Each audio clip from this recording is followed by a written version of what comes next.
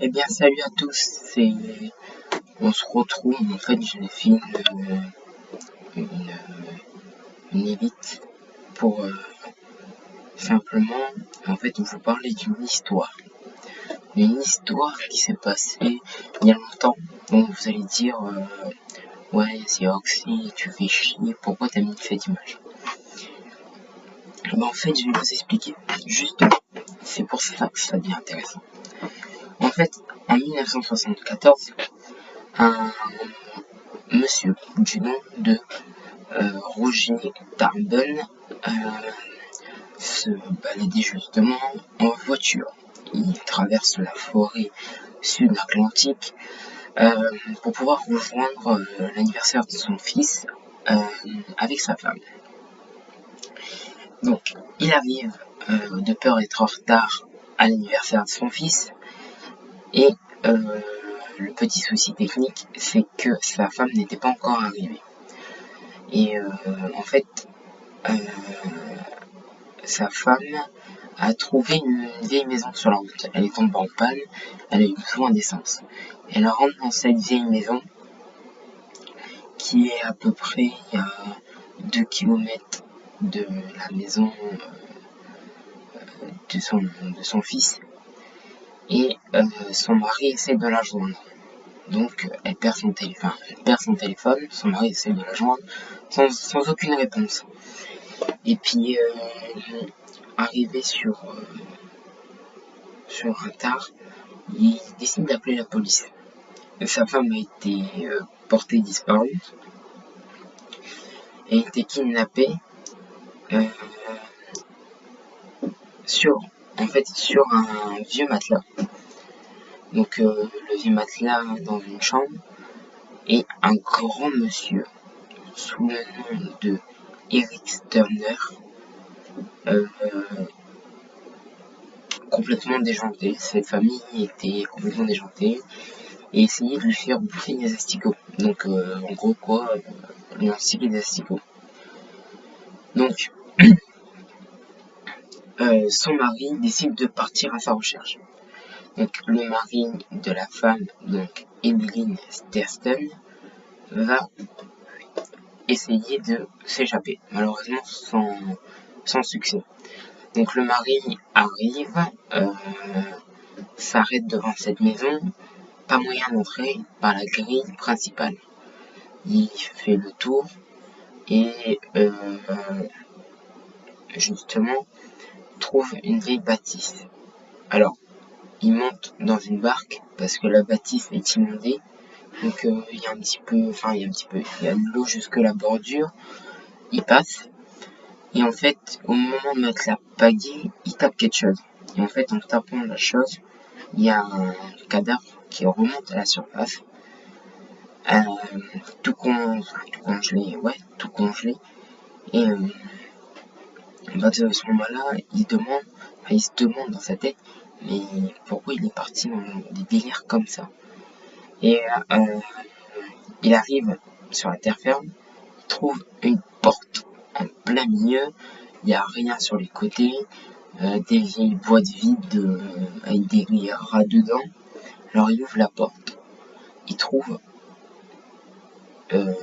sa copine enfermée dans une cage.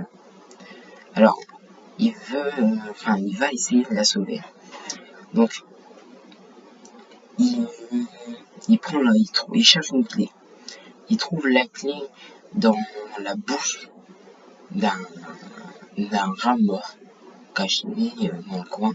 Il ouvre la grille et le grand monsieur Eric Turner arrive au même moment. Il referme la grille. Il se sort, se camoufle par derrière des cartons trouvés comme ça. Il se camoufle. Il commence à pouvoir passer. Et à partir de ce moment-là, c'est là que l'histoire devient intéressante. Et c'est pour ça qu'ils ont appelé cette histoire ou ce film Resident Evil 7, plus connu sous le nom de Evil 7. C'était une famille peu ordinaire. Les Steelers étaient totalement ordinaire, un beau jour, un bateau de pétrole s'écrase en plein milieu, s'échoue en plein milieu de l'océan. On ne sait pas pour quelle raison. Le lac commence à geler, donc à geler tous les alentours, le bateau, et une petite fille à pieds nus marche sur le lac. Se dirige direction la maison des Stewart en sachant qu'ils étaient tout à fait normal, vraiment normal, une famille un peu plus ordinaire. À partir de ce moment-là, ceci devient vraiment intéressant, c'est que cette famille va partir au quart de tour parce que cette fille qu'ils ont recueillie, donc je vous explique, cette fille qu'ils ont recueillie, c'est-à-dire celle-là, cette fille-là était possédée. Elle était possédée et elle a contaminé la grand-mère. La grand-mère a contaminé la femme de Eric Stornold. Donc j'en sais pas plus sur la femme. J'ai cherché des informations justement sur cette histoire. J'en sais pas plus sur la femme malheureusement. Donc je pense qu'elle était pas très intéressante. La petite fille se cache au grenier de la maison. Nous revenons maintenant à l'histoire. C'est parti. Après avoir passé le cap des cartons, il se retrouve face à une autre porte. Le mari de Emily ouvre cette porte, rentre, trouve un escalier. Il descend les escaliers et se retrouve face au même matelas qu'Emily avait dû subir des attouchements et d'autres choses complètement malades. C'est là que cette histoire va prendre forme. Il trouve une pièce. Donc le mari d'Emily trouve une pièce, s'en va, regarde, il trouve une poupée. Il entend crier sa femme, style donc du coup, sa femme était allongée et Eric Stornold était dessus. Alors, son mari, le temps qu'il ressort de la pièce, elle était plus là. La porte qui était condamnée et qu'il pouvait pas ouvrir, elle était ouverte, comme par magie. Et puis, il va se mettre à chercher sa femme dans toute la maison. Il va rentrer, il va rencontrer la petite vieille dame au fauteuil roulant elle apparaît comme ça. Pouf, pouf, pouf, pouf, pouf. En plein milieu des couloirs. Le téléphone sonne. Quelqu'un a repéré, c'était la police de Oswestfield, une ville juste à côté de celle d'Emily. Et en fait, ce qui va se passer, c'est qu'ils vont essayer de faire sortir le mari d'Emily. Alors, juste après, le mari d'Emily dit au policier, il lui dit « Je ne peux pas, j'ai perdu ma femme dedans ». La policière répond « Ne vous inquiétez pas, on va venir avec des petites biches, on va essayer de casser tout ça et on va rentrer dans la maison justement en question. Vous comprenez pas, c'est des malades, ils sont prêts à tout faire pour arrêter tout le monde. » Et en raccrochant, il avance sous un palier de porte avec l'escalier. Il se fait attraper l'épaule par sa femme. Sa femme se retourne, elle est complètement blanc et en fait lui croque l'avant-bras gauche au niveau du poignet. Lui croque. Alors il était obligé de se défendre. Alors il commence à taper avec un pied de biche sur sa tronche. Clac, clac, clac. Elle est par terre, elle bouge plus, donc il pensait que c'était fini. Il continue à avancer et dans la cuisine même,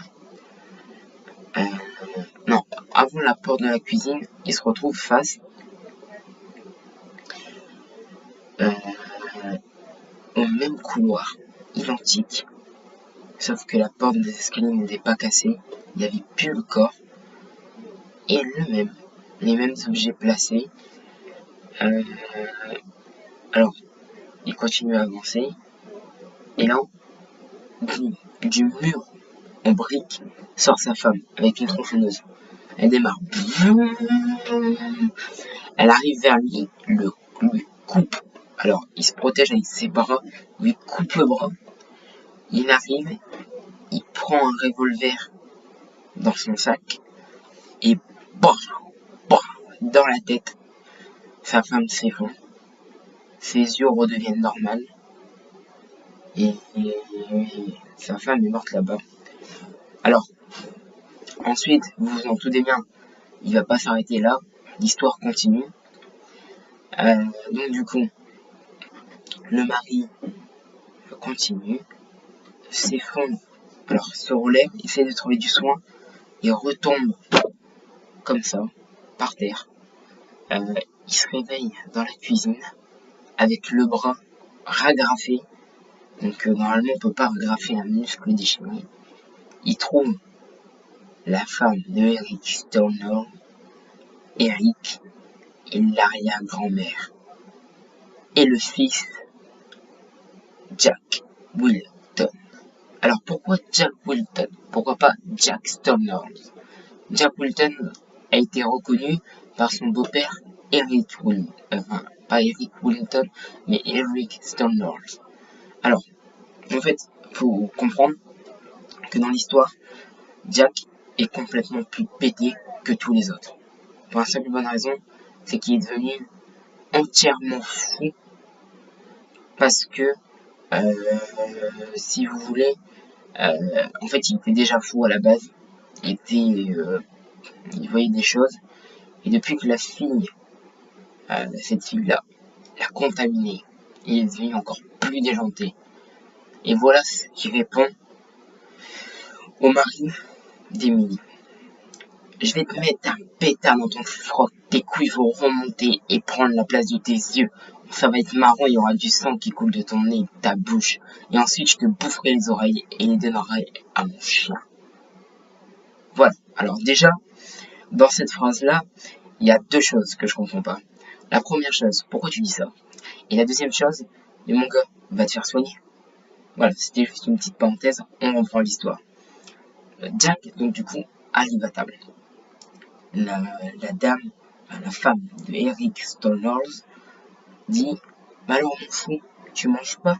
Je t'ai préparé des asticots. Mais il mange pas, Eric, il mange pas, t'inquiète pas, je vais lui faire bouffer ses asticots. Alors, donc du coup, la femme d'Eric propose au mari d'Emily. Donc jusque-là, j'espère que vous suivez. Sinon, vous faites pause, vous refaites un replay et puis vous regardez. Donc, la femme d'Emily, le mari d'Emily, pardon, excusez-moi. Le mari, donc du coup, se retrouve, donc ne veut pas manger.